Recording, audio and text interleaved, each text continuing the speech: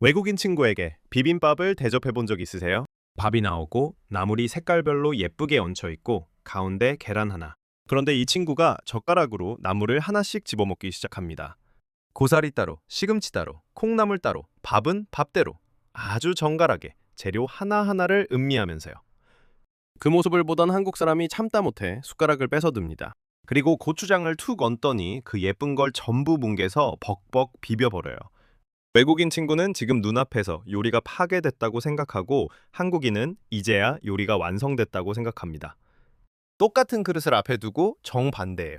세상 사람들 대부분은 재료를 따로 즐기는데 유독 우리만 다 섞어서 하나로 만들어 먹습니다. 대체 왜 한국인만 이렇게 다 섞어 먹게 된 걸까요? 결론부터 살짝 흘리자면요. 이 섞는다는 행동은 단순히 밥 한 그릇에서 끝나는 게 아닐지도 모릅니다. 우리가 사람을 부를 때 우리 엄마, 우리 회사, 우리나라라고 하는 그 습관하고도 어쩌면 다 있을 수 있어요. 왜 그런 말이 나오는지 지금부터 딱 3분만 보세요.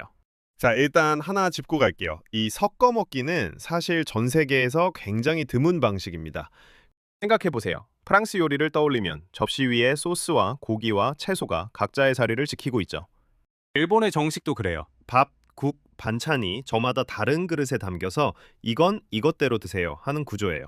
서양의 코스 요리는 아예 순서를 정해서 하나씩 따로 내옵니다. 세계 밥상은 대체로 따로 그리고 순서대로가 기본값이에요. 그런데 한국 밥상은 정반대입니다. 비빔밥은 아예 대놓고 다 섞으라고 만든 음식이고요. 국밥은 밥을 국에 말아서 경계를 지워버려요. 심지어 반찬도 한 상에 족 깔아놓고 이거 한 입 저거 한 입 입안에서 계속 섞습니다. 우리한테는 이게 너무 당연해서 특이한 줄도 몰라요. 근데 바깥에서 보면 한국인은 경계를 지우면서 먹는 민족인 거예요. 그런데 여기서 진짜 이상한 건 지금부터입니다. 이렇게 다 섞어 먹는 문화가 어디서 어떻게 시작됐는지 사실 아무도 정확히 모른다는 거예요. 기원을 두고 전해지는 이야기가 여러 갈래인데 하나씩 볼게요. 먼저 제사 음식에서 왔다는 설이 전해집니다. 제사가 끝나면 상에 올렸던 음식을 나눠 먹잖아요. 이걸 음복이라고 하죠. 여러 나물과 밥을 한 그릇에 모아 나눠 먹던 데서 비빔이 나왔다는 이야기예요. 또 하나는 농사짓다 들에서 먹던 새참에서 왔다는 설입니다. 밭 한가운데서 그릇을 여러 개 펼칠 순 없으니 있는 반찬을 밥에 다 넣고 슥슥 비벼 먹었다는 거죠. 한 해의 마지막 날, 섣달 금음과 엮는 이야기도 있어요. 무군해의 남은 음식을 새해로 넘기지 않으려고 그날 다 비벼 먹었다는 설이죠. 궁중에서 먹던 음식이라는 이야기까지 정말 갈래가 많습니다.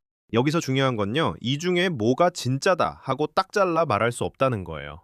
흔히 어느 지역이 원조라고들 하지만 그것도 확실하게 못 받기 어렵습니다.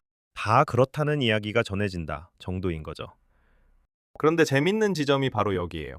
이 설들을 쭉 늘어놓고 보면 서로 완전히 다른 이야기 같은데 이상하게 공통점이 하나 있습니다.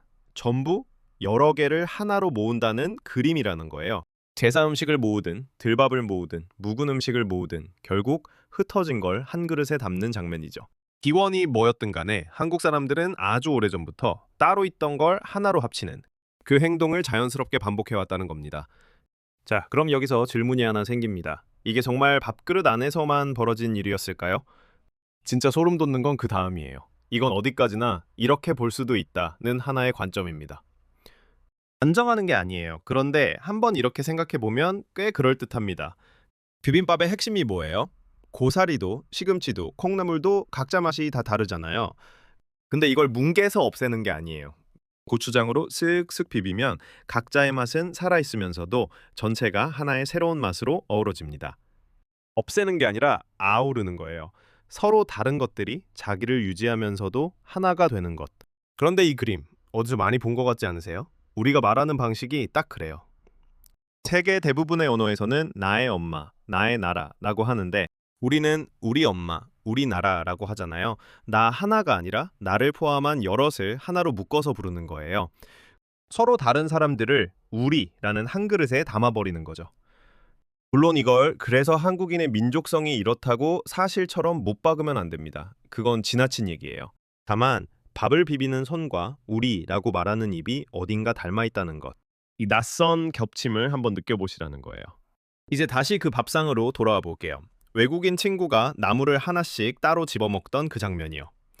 그 친구가 이상한 게 아니에요. 세계의 기준으로 보면 그게 오히려 평범한 거죠. 이상한 건, 아니 특별한 건 우리 쪽이에요. 우리는 아무렇지 않게 다 섞어서 하나로 만들어 먹고 심지어 그걸 더 맛있다고 느끼니까요. 이 감각은 하루아침에 생긴 게 아닙니다. 기원은 모릅니다. 하지만 아주 오래됐어요.